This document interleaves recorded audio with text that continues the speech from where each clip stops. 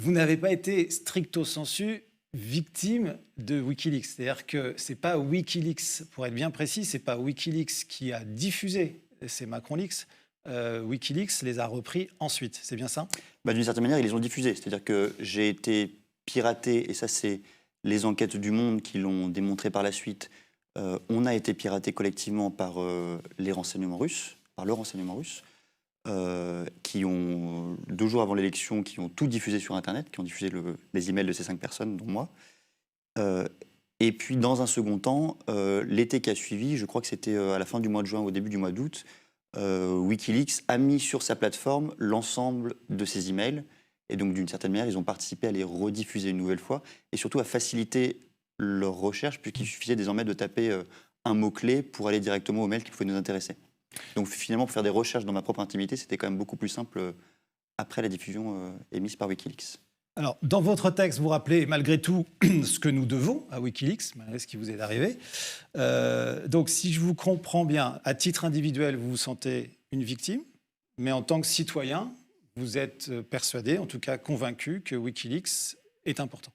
J'ai simplement distingué ce qui m'est arrivé sur le plan personnel, qui a été très compliqué à gérer, notamment la gestion de mon intimité, très compliqué aussi pour mes proches, puisqu'ont été diffusés sur Internet les emails que m'avaient envoyés mes parents, ma famille, des amis, ma petite copine de l'époque, etc.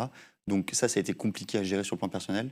Il n'empêche que sur le plan public, moi ce que j'ai envie de défendre et ce qui importe aujourd'hui, c'est ce procès qui a débuté lundi dernier et qui est le procès de Julian Assange, c'est-à-dire le procès d'un homme.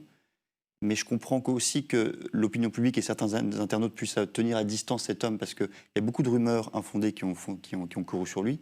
Moi, ce que je tiens à dire aujourd'hui, c'est qu'au fond, c'est moins son procès à lui qui compte que une certaine vision de l'information, de l'accès au savoir et du journalisme qui est à défendre aujourd'hui et qu'on a à défendre collectivement. Alors, vous avez suivi Emmanuel Macron, vous étiez proche de lui, vous avez été son conseiller, vous l'avez soutenu pour qu'il soit président de la République.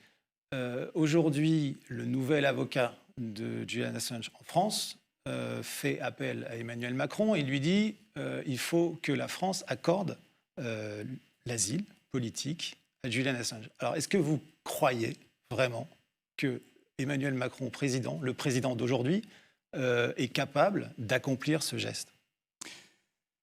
Ça, je ne me prononcerai pas parce que c'est pas forcément que j'ai un avis à cacher, mais c'est que j'ai pas d'avis. Maintenant, je suis trop loin de tout ça pour le dire avec certitude.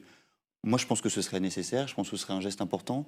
Surtout, je pense que ce serait un geste qui correspondrait à ce que, pas tant la France d'ailleurs, mais ce qu'au niveau européen, on a à défendre comme vision de l'information. Moi, je pense que le vrai mot, la question, c'est pas d'extrader Julian Assange aux États-Unis. En vérité, c'est est-ce qu'on le livre aux États-Unis? C'est ça la question qu'on doit se poser collectivement aujourd'hui. Est-ce qu'un État, en l'occurrence, est-ce que la première puissance mondiale a le droit de commettre des crimes?